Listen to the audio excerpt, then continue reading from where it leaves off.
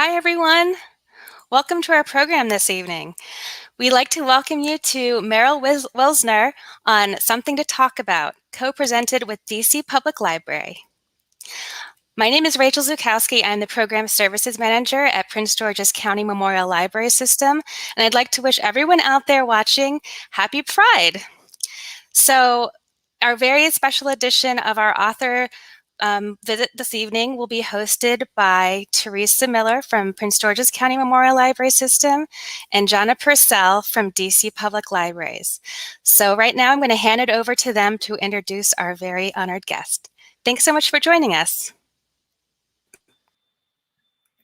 Thank you so much, Rachel. So yes, I am Teresa from Prince George's County Memorial Library System. My pronouns are she, her, hers, and I'm a librarian at our Spalding's branch, and I also lead our LGBTQ plus work team.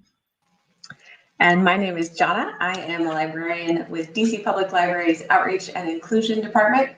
My pronouns are they, them. And I also have the pleasure of leading our DC PL Queer Book Club every month. And we read Something to Talk About last month, so we've got lots of conversation to bring into that tonight. And of course, we are thrilled today to be joined by Meryl Wilsner, the author of Something to Talk About. Before I let them introduce themselves, I will quickly read their bio from their own website.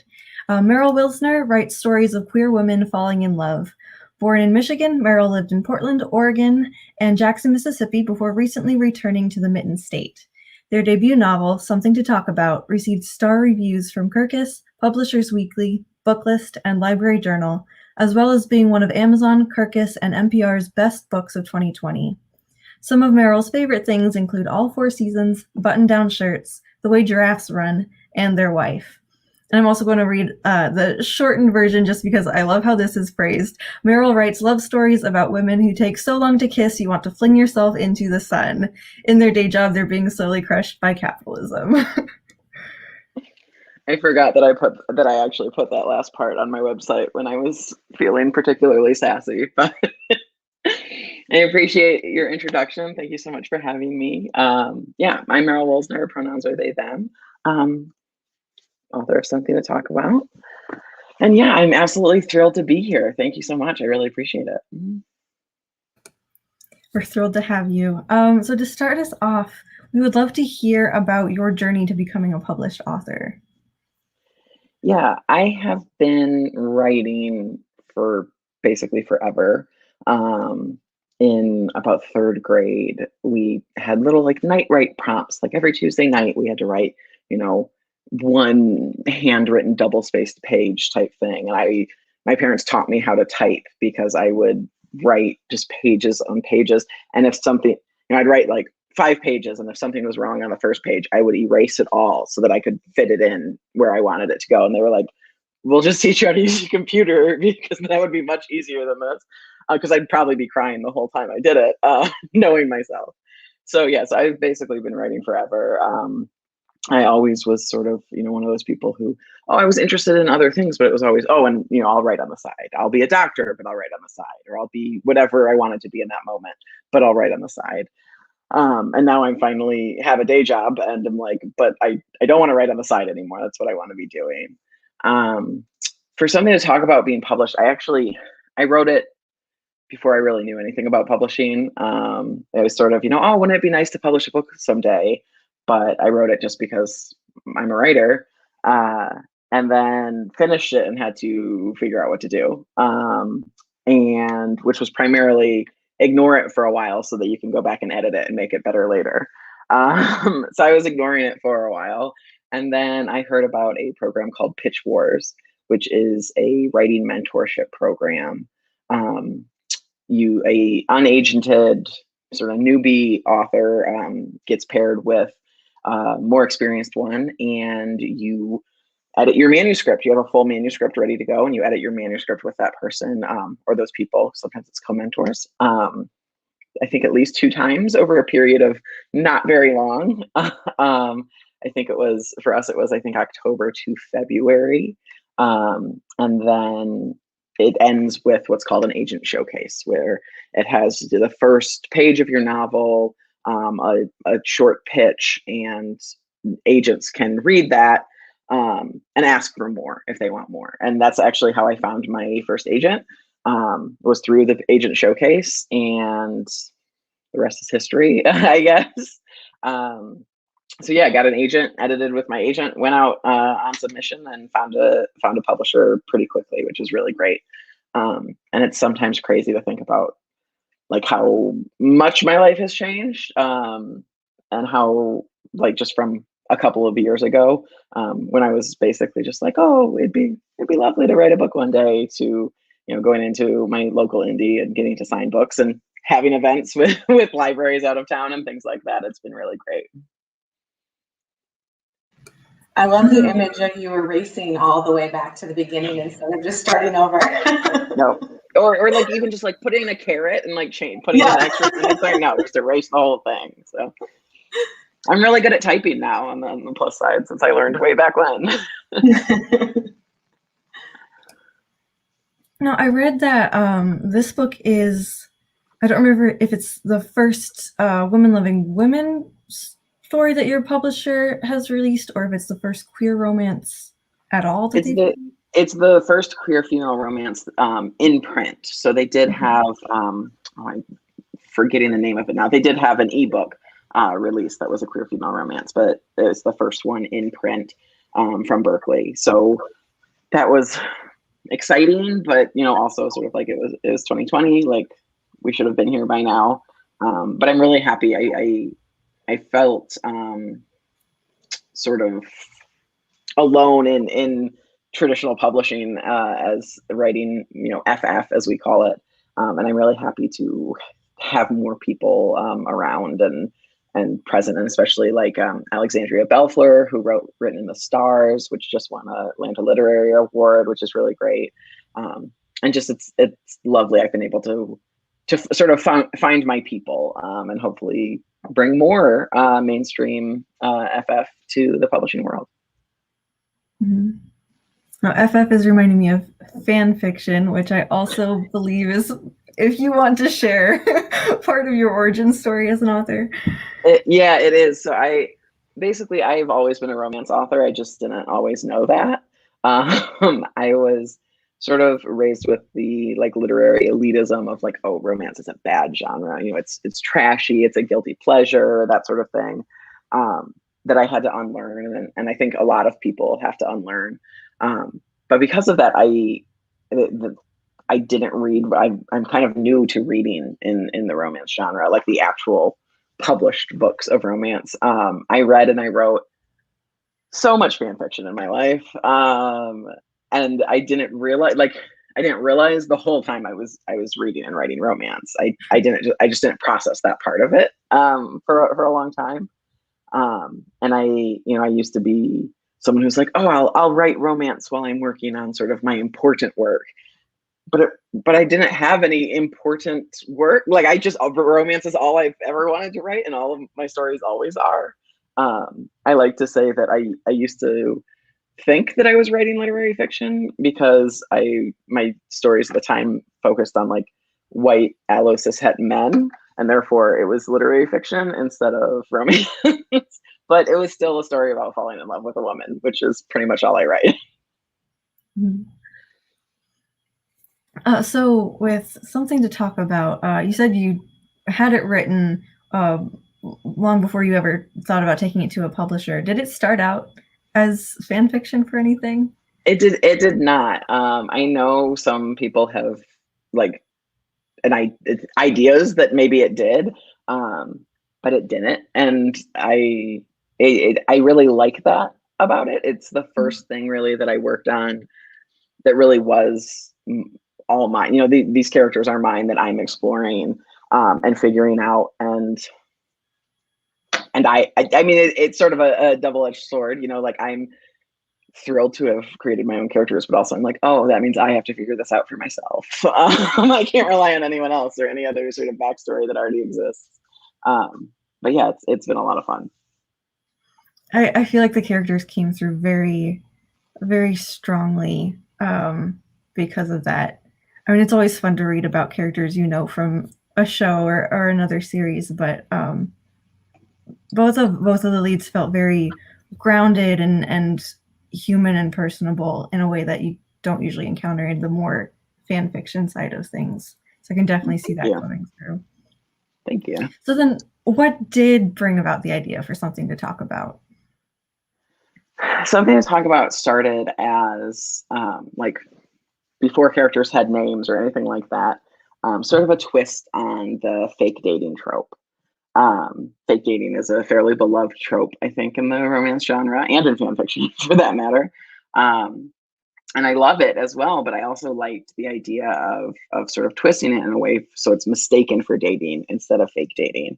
And so I just imagined these two people, and what it would be like for everybody outside to be like, oh, like, look at these two who are obviously together, while they were like, why? I don't know why anyone thinks that. I don't get it. And how that gossip might affect their interactions.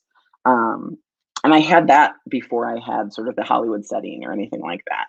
But I wanted to, I guess, up the stakes of instead of just having, it's not just like water cooler talk at an office about, oh, I think these two people are sleeping together or whatever. It's literally gossip magazines and the internet and the country interested in celebrity, feeling like they're involved in these people's lives.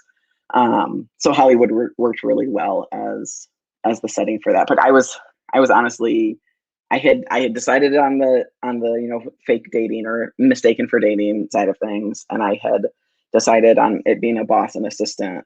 But I was yelling at one of my friends through messages about this when they didn't have names. When I was like, and then boss lady does this, and assistant lady does this, and da da da da, and like that's. So I often think of myself as in writing, you can be a plotter or a pantser with how much you prepare before you actually start writing something. And I've always considered myself more of a pantser, because I don't have like a fully written down outline or things like that I know a lot of people do. But I realized that I do have a tendency to just like scream at my friends about my ideas for a long time before I put anything down in words. So maybe I plot a little bit more than I realize. A less formal plotting. Exactly, yeah.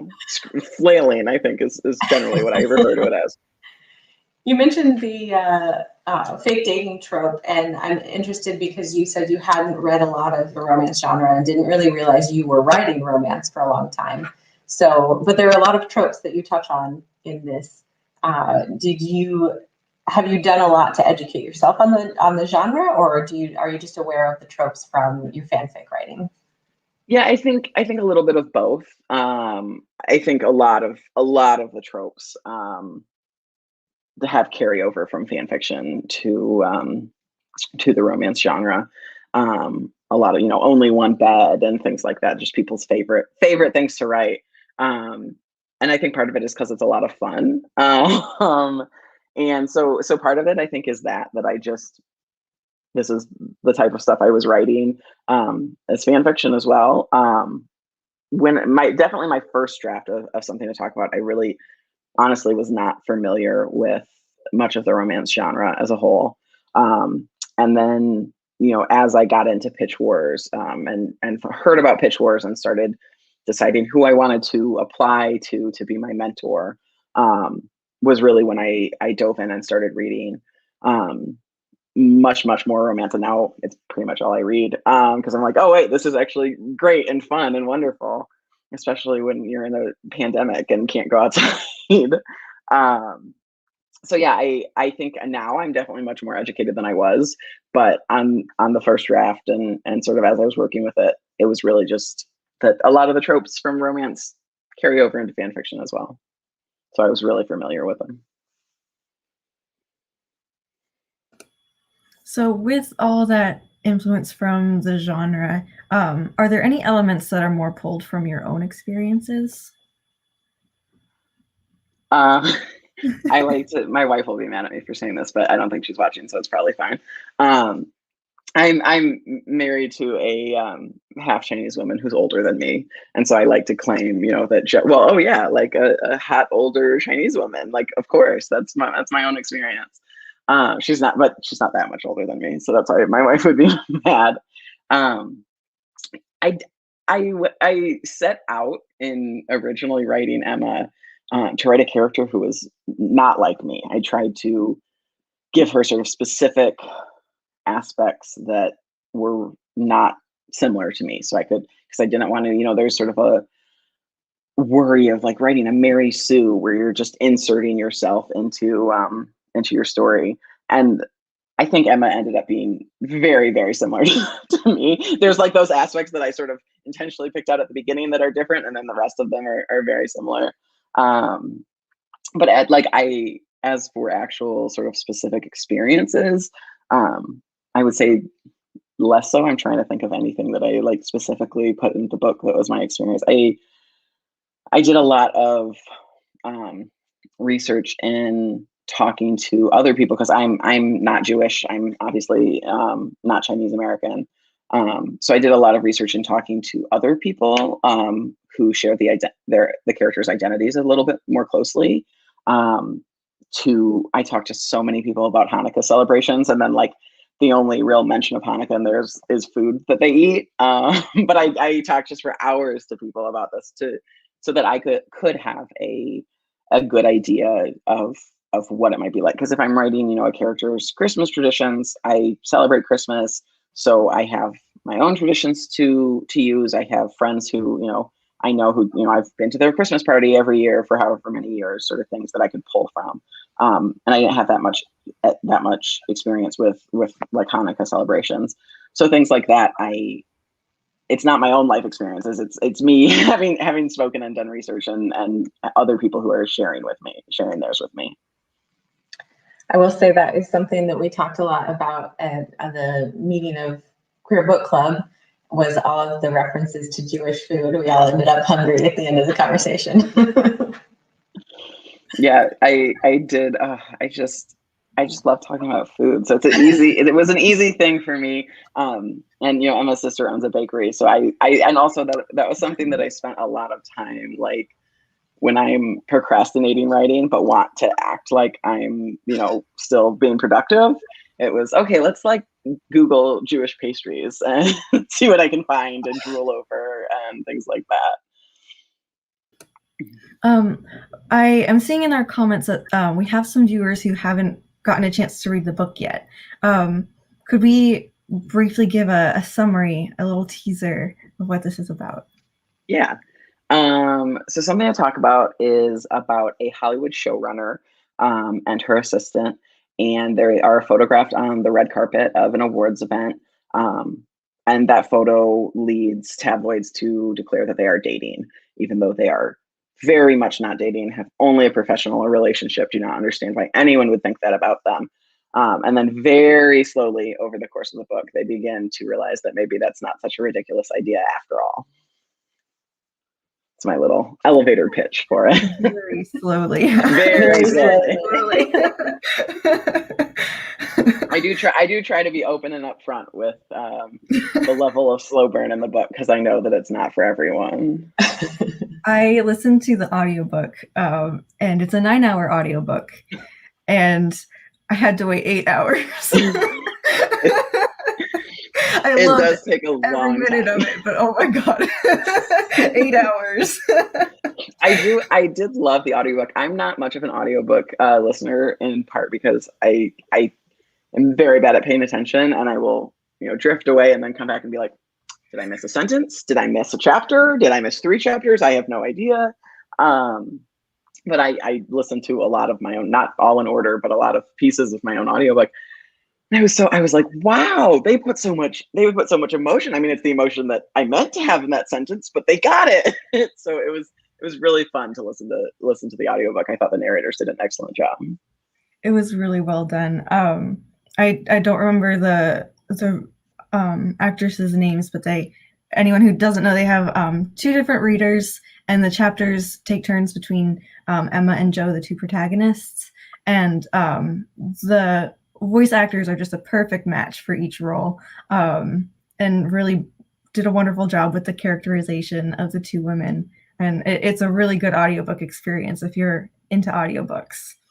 Yeah, I was really thrilled to have gotten 2 narrators and 2 such talented narrators as well. Mm-hmm. Yeah. So we were talking a little bit before the summary about different identities that are represented in the book. Something that came up a lot in our discussion at Queer Book Club was around Emma's identity as bisexual. So she has been promoted as bisexual and is discussed in the book as bisexual. But one of my very astute readers noticed, or participants, noticed that she never actually uses that word for herself in the book. And we were wondering if that was an intentional choice. The closest it comes to being named or to her naming herself in that way, is hinting to Jo that her hypothetical date that they're discussing would maybe be a man, but not necessarily. So yeah, we were just like, that was something we talked a lot about, especially there's not a lot of bisexual representation in literature or really any media. So we were curious about your choices around that. I would love to be able to say like, oh, I did that intentionally and here's a like really deep reason that it happened, but no, it's not intentional. I think of her as bisexual. Technically, you're right. She doesn't say it. Like, I created her, so I guess I'm allowed to be like, yeah, she's bisexual. But also, readers can sort of, it's out of my hands now. Readers can take away whatever they want from it. I do consider her bisexual. That's probably one of the ways that just my own feelings went into the book. But yeah, I do love the moment when she comes out to Jo when she's just flustered and doesn't know how to handle things.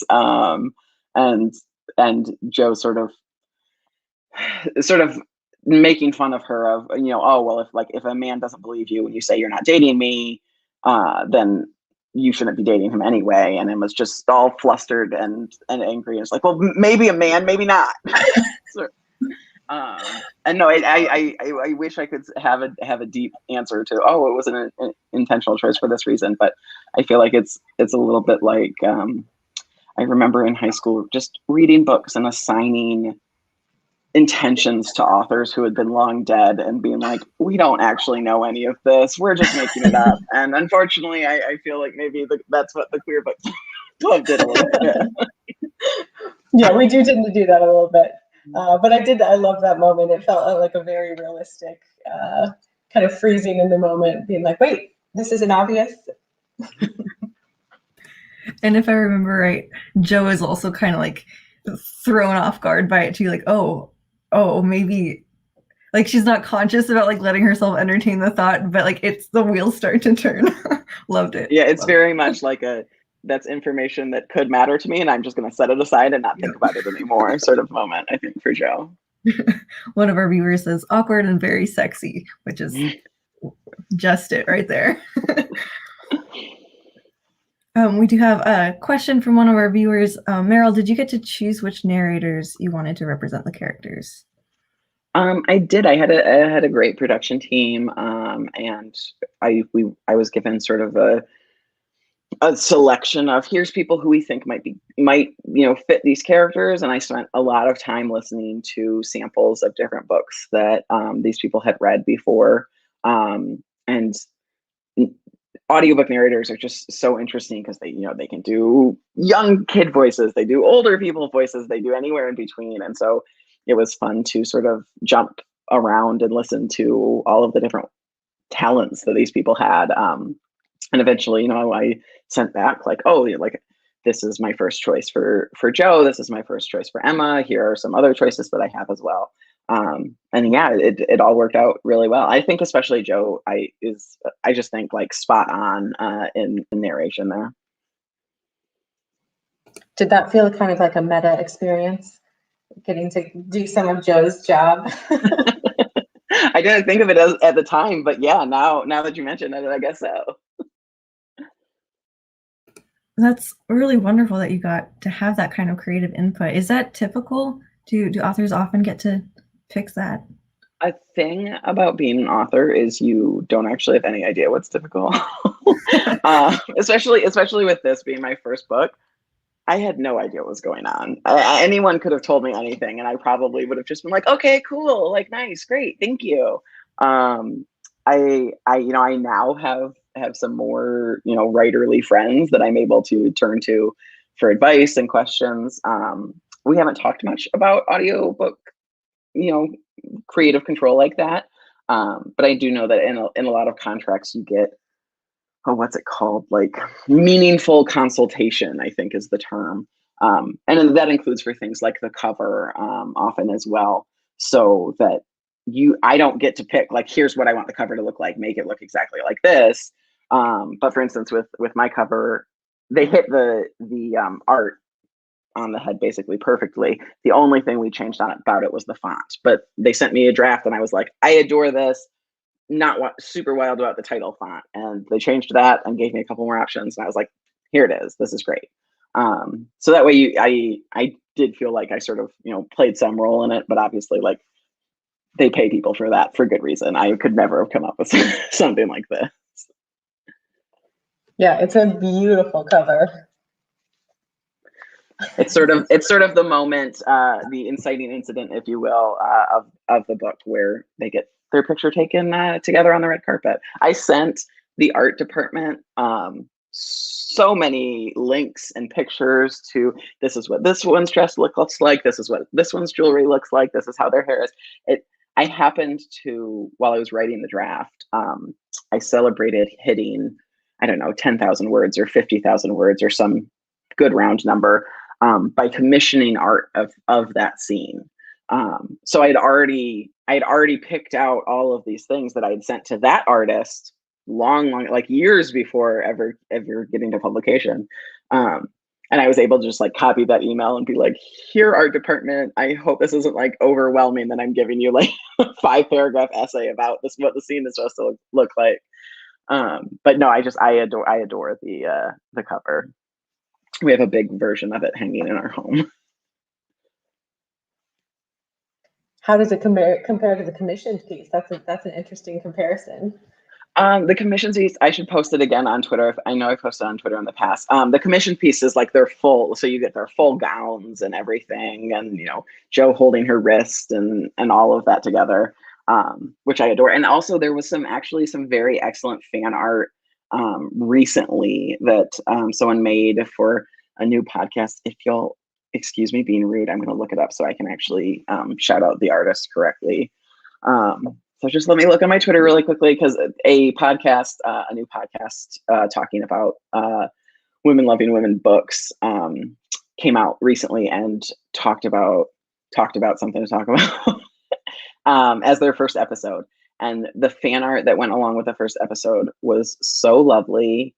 And I might have to just find it later because it's not coming up as quickly as I expected it to. Oh, here we go. I knew I could do it. It's Baby Pears on Twitter, and they did fan art of that moment as well. And it's my favorite thing. I squealed a lot when I saw it. So yeah, that's really wonderful. They're not the only person who has created fan art for it, and that is kind of one of my favorite things, I think, about being an author. Is just every once in a while someone will tag me in something that they created about my own characters, and I pretty much tear up every time because I just love it so much. Is there like a full circle sort of feeling when you've started in fan fiction yourself and now you're getting fans creating their own content based off of your work? Yeah, absolutely. I remember, and even, I mean, not often anymore, but sometimes still am, that fan who just loves something so much that they'll do anything to have more of it, even make it themselves. And so, yeah, I know the feeling and am pretty honored that I'm able to help someone and have someone feel that way.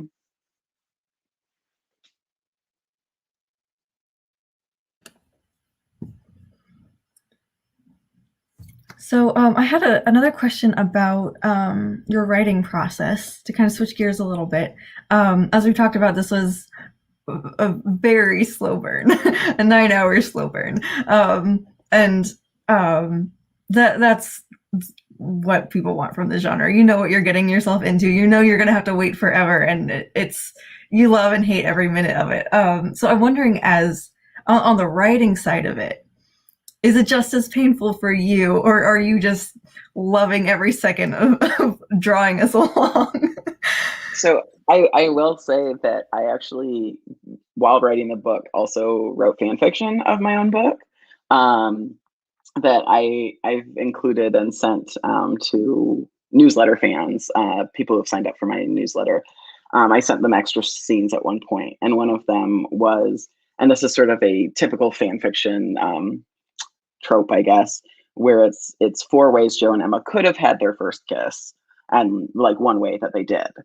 So obviously, the one way that they did is the way that it happens in the book. But I picked, I think it's two moments that don't exist in the book at all, that are kind of separate from the book, is what I wrote as like, what if this happened and they kissed here, including, I think the first one is like at a like New Year's Eve or a Christmas party where there's mistletoe. And so it's just like, fine, we'll just kiss, whatever. Everyone's yelling at us. It's fine. And then two moments that do happen in the book, where they don't kiss in the book, but what if they did, basically, and sent that as extra content to my newsletter subscribers. But yeah, I think part of the reason I did that was because I was also like, why haven't they kissed yet? I mean, I know why they haven't, and I know that it's my fault, but what if they did? Because yeah, I mean, I know I created them, but I feel like I want them to kiss just as much as readers want them to kiss.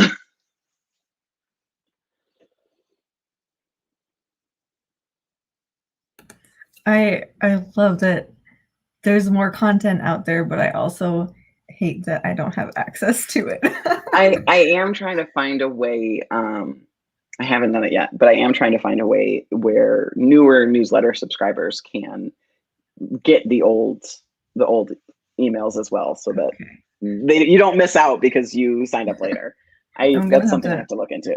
I'm making a note right now to sign up for your newsletter. Have other fans created their own fan fiction? I don't know. It's a dicey sort of like, I don't know. I've heard that you're not supposed to read it if you're an author, because then if you use anything that could ever be considered anything like a fan fiction idea, then there's potential copyright issues. I don't think that this book is popular enough for that to be an issue. Not to, be mean up to myself, but no one has tagged me in any. But even if they did, I would just have to, I think, scream about it from afar and not actually read, unfortunately.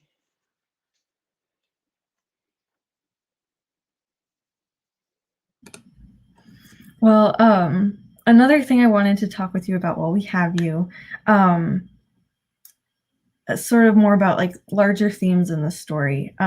I read through the interview that you did with Goodreads while I was preparing for this, and I'll just read a very short thing. You said that something to talk about features your favorite kind of relationship with a power imbalance, where the person with all the power ends up being powerless in the face of the other one's smile, which I love that. It's very cheesy. But it's also really cute. I'm very cheesy. I mean, it's very me. So. But like that power dynamic is a huge part of the story.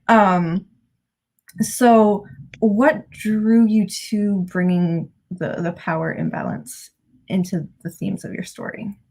Yeah, I really do. My favorite types of stories are of romance, especially, are romances where both characters are like, we should not do this, and this is a bad idea, and we're gonna do it anyway.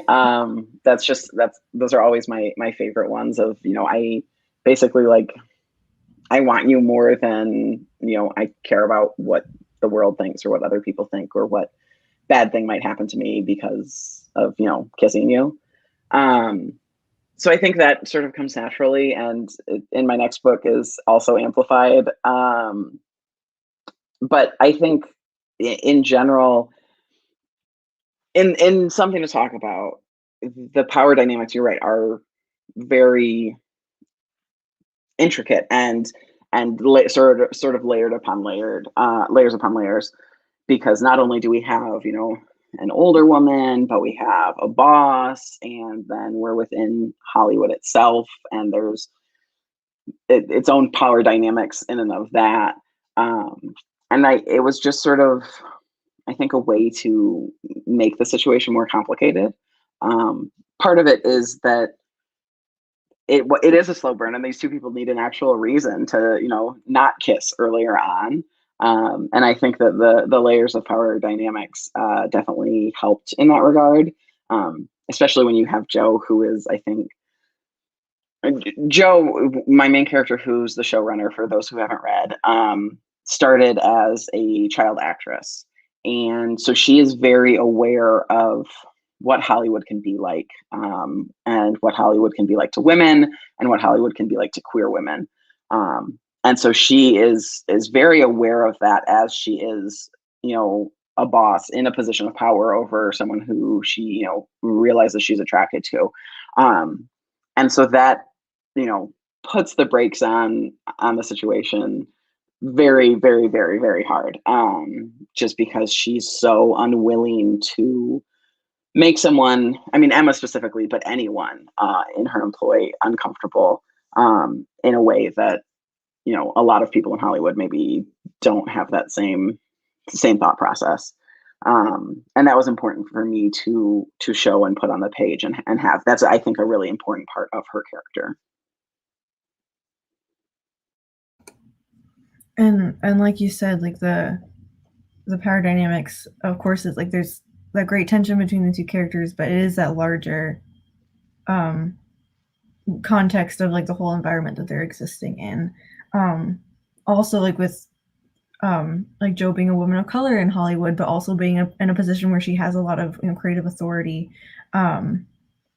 So how do you think that there's like a different significance to those conversations around power when you're specifically dealing with like a queer romance? I do, and I think especially for queer women, there can be sort of a tendency to, I think, a fear of being predatory, because I think that a lot of times, women are, in sort of general society, not seen as the people who are making the first move, and regardless of whether that's right or should exist, that's sort of often how it goes. That you're supposed to be the quiet, demure one, and so being a woman who's interested in other women can often feel really tough, in terms of, well, how do I show that I'm interested in this person without being, predatory, without there's a real worry that, because I think the outside world can often sort of do that to women loving women, and lesbians in particular, just to be like, oh, like, look at this, predatory person who's trying to, I mean, everything that Joe does talk about this in the book of, oh, sort of trying to steal away this nice girl, and isn't this person horrible? And I think that's something that I sort of investigate a lot in writing when I'm writing queer female books, just because I think that it is something that comes up a lot, and I think that something about writing books where men are not the main character is a different, it makes all of the power dynamics different, to have characters who are not worried about their attractiveness to men. I think it's not how a lot of society, like the lens that a lot of society uses, doesn't work in regards to that. So I think it definitely has different power dynamics, and also just different optics, and it's looking at the world through a different lens.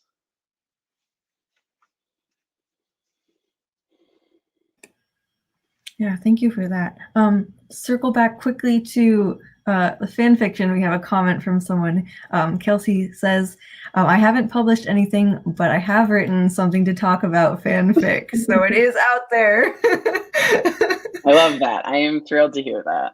Do you feel I do have a friend who has written something to talk about fanfic, who actually owes it to me, who I would call out publicly, but I think that would make them less likely to give it to me. They told me when I finished my last revisions on another project that they would send it to me, and they have not yet. There was another comment I want to highlight that we didn't address, but someone mentioned that they love the playlists that you had created for the characters to give a better understanding. I'd love to hear any of your work around, you said that you created these characters completely by yourself, and so you got really invested and attached to them. So in addition to playlists, obviously you had thought a lot about their outfits. Are there any other things that you did for yourself to make these characters come to life for you? I do really like the playlist. The playlists started just as not character specific, but I had like a general something to talk about playlist that I played a lot while I was sort of it was one of the things trying to trick my brain to get into the mood to write or revise or whatever. And then I expanded that into character specific playlists, which was a lot of fun to think about who the characters are and what they would like. And also, in just like when they exist in the world and when they were born and their ages and things like that. So finding how the different music would fit them, the different characters, was a lot of fun. I always do a lot of pick crews, which are, for those of you who don't know, artists put up, it's almost like paper dolls, but for the internet. An artist puts something up and you get to pick, oh, I want my character to have, this face shape and these eyes and this nose and whatever, from a list or a set of ones that you get to pick out. And anytime that I see a pick crew, I will do a pick crew for whatever characters I'm working on at that time. It's another one of those things that, oh, this is productive and I'm working. But it's also just a lot of fun to do. So I did a lot of that. I also tend to, sort of similarly to my, 4 ways they could have kissed. I like to write about my characters outside of the book. Just writing things that aren't necessarily even planned to go into the book at all.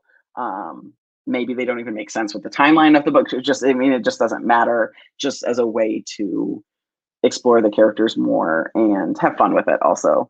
Because really the reason I write is because I like to do it. So I did a lot of that, and some of that ended up, I maybe planned to not write for the book, and then I found something I liked and it ended up in the book. A moment of that is Emma working in Joe's office. That originally came about because I was writing outside, planned it for it to be outside of the book. I can't remember what prompt I was writing to, but I was writing to a prompt about the two of them, and then was like, oh, I really like this, and this actually fits, and I'm going to put it in here. But yeah, I like to explore them separate from sort of what needs to be in the book and what needs to be consumed, I guess. That's great. That's such a good, I love that part. So I'm glad that came about. Yeah, that element of their relationship is, I feel like it grew into something that's almost like, it's not like a one-time situation where, she works in the office. It becomes like this kind of foundational part of their relationship and how they build that intimacy that they're not willing to acknowledge, of course, but we all see it. Yeah, it's nice that it's able to happen, particularly because they're working in television.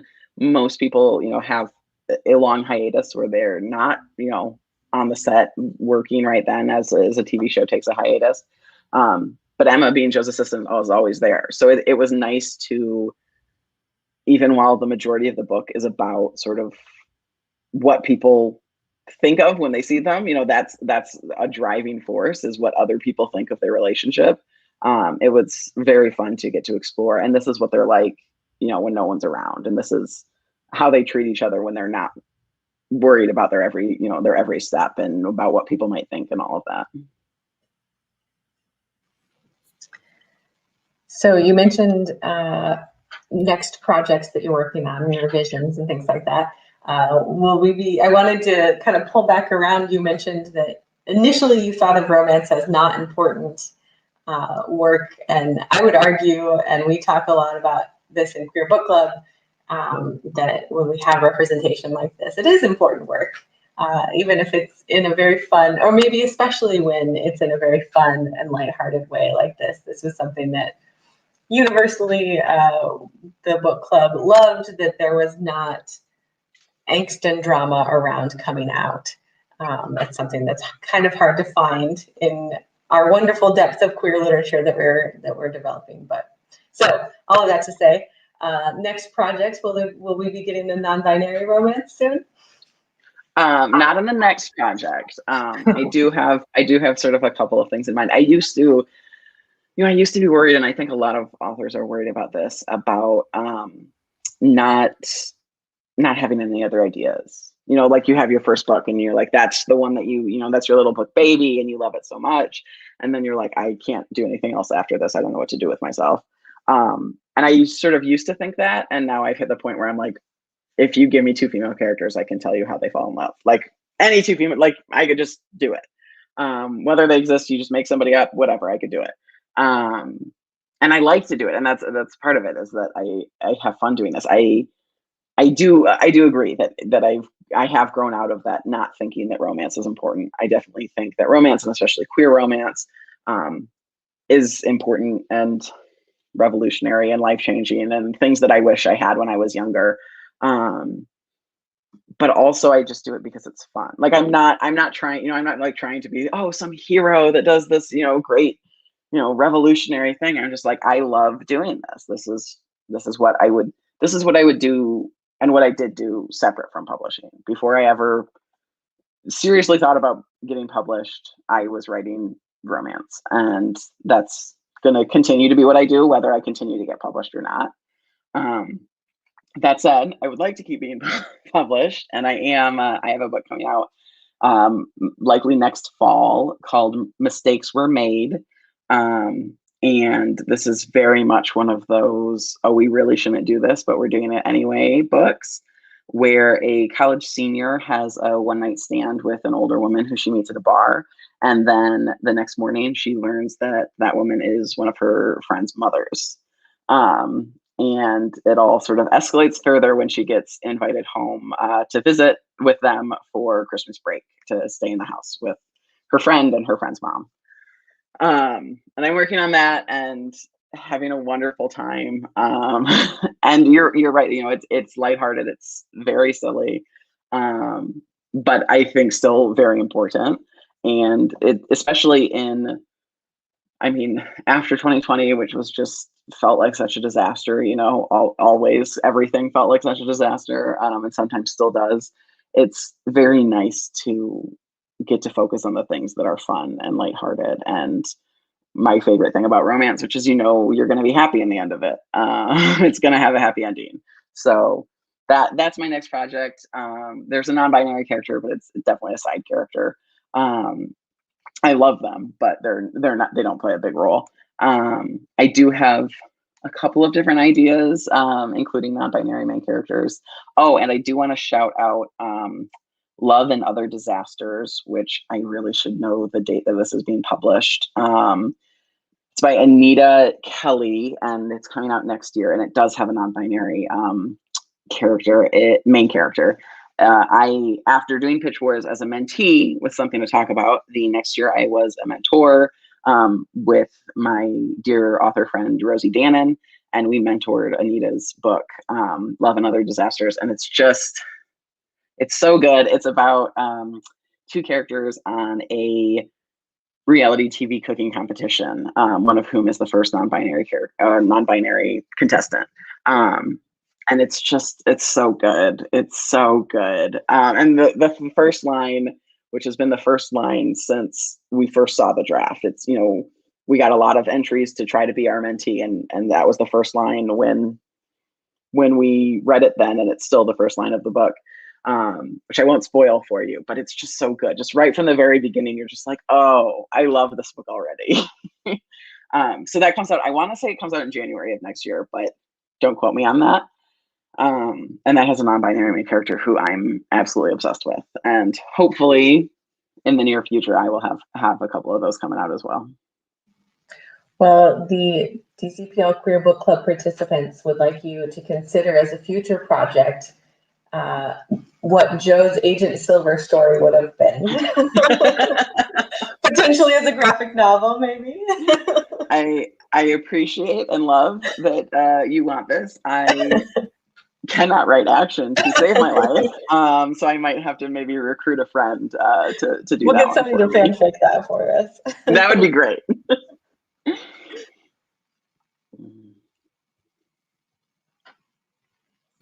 Well, I'm very excited for Mistakes Were Made. Just that teaser you gave us has already got me like a little amped up and excited for this. I can already my feel favorite thing about my favorite thing about the teaser is it from the very beginning. It's like you're either with me or you're not. Like you're either gonna like this book or you're gonna be like, I'm not reading that book, and I'm fine with that. You know, I think at the beginning with something to talk about, I wanted everyone to love me and love my book, and I think probably a lot of authors go through that. And I hit a point where I was like, people who like what I like are gonna like this book, and people who don't aren't, and that's okay. I love something to talk about, so even if everybody hated it and I didn't get to do any fun events like this or anything, I'd still like the book, and again, that's why I'm writing. But yeah, with Mistakes Were Made, I think it's right off the bat whether or not, and it's I know that my website says that I write, women who take so long to kiss, you want to fling yourself into the sun. Mistakes Were Made is not that. I need to update my website because I would say it was the opposite of that, and definitely the opposite of something to talk about in terms of heat level and quickness of getting to that heat level. Do you have any other favorite slow burns you want to recommend? Or not even necessarily slow burns, just some of your favorite romances, especially if they're queer? One of my absolutely favorite slow burn romances, which is queer, it's young adult. It's Her Royal Highness by Rachel Hawkins. And when my wife first read it, we were in different places. She was visiting her family and I wasn't there, and she was reading it. And she texted me and she was like, "They're taking so long to kiss. Did you write this?" And I was like, "Yes, that's why I love it so much." Yeah, that's an absolute favorite. A newer book that is a slow burn that I adore is The Intimacy Experiment, which is by Rosie Danan. It's technically a follow-up to The Roommate, which is also very good.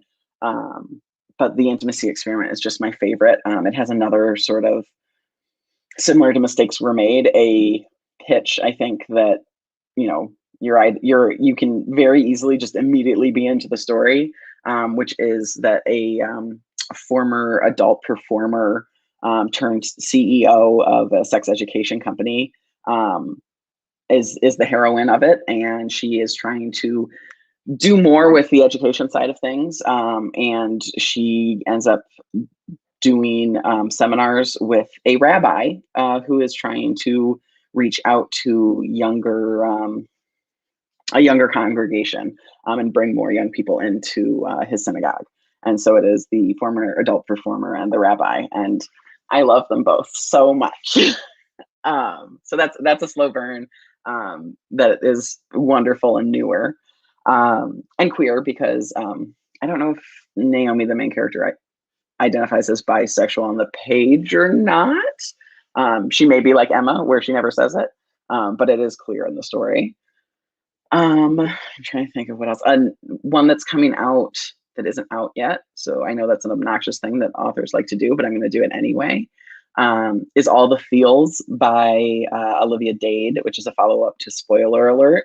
And I adored Spoiler Alert, but All the Feels is just even more my thing. And that also is set in Hollywood and deals with fan fiction, as Spoiler Alert did too. So yeah, that's Olivia Dade's wonderful. So anything by Olivia Dade, whether it's slow burn or not, I would go for. Yeah, I could probably talk about books all day. Wonderful. That's a great list to get us started. Thank you. We are just about at the end of our time today. So if anyone has questions that you want to real quickly drop in the chat, do that now. Before we let everyone go, I do want to quickly mention some other Pride Month programs that are coming up. With PGCMLS, we've got at the end of this week on Friday, we're hosting a drag bingo happy hour. That will be at 5:30. So you can get some cocktail and mocktail recipes and come play bingo with us.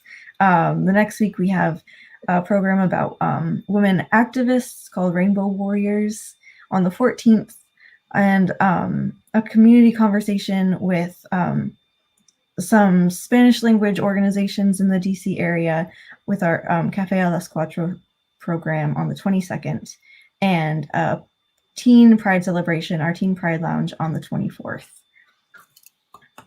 Do you have anything from DCPL that you want to plug? Yes, we have lots of great Pride programming virtually for everyone to enjoy as well. You can find all the information dclibrary.org/DC Pride to get the whole rundown, but I'll shout out real fast that this Saturday we're having a virtual drag story time at 10:30, and those are going to be a lot of fun. We also have our this month's Queer Book Club will be meeting on Tuesday, June 22nd. We're reading Every Heart a Doorway. You can contact me through the website to get information about how to join us. We also have some book lists and lots of other activities coming up that we'd love to have you join us. I am not seeing anything else show up in chat. I definitely want to thank everyone who's been engaging with us. It's been great to see everyone's comments and the things that got you excited and drove you crazy about this book. Meryl, thank you so much for this conversation. It's been wonderful talking with you. Thank you so much for having me. This was actually talk with you about the process has been wonderful. Yeah, this was a lot of fun. I really appreciate being invited. Thank you so much. Yeah, it's great to get to talk about it 2 months in a row through Queer Book Club last month and here with you tonight. Thank you so much. All right, and so with that, thank you all for joining us, and we hope we see you for the rest of our Pride programs throughout June. And have a great night.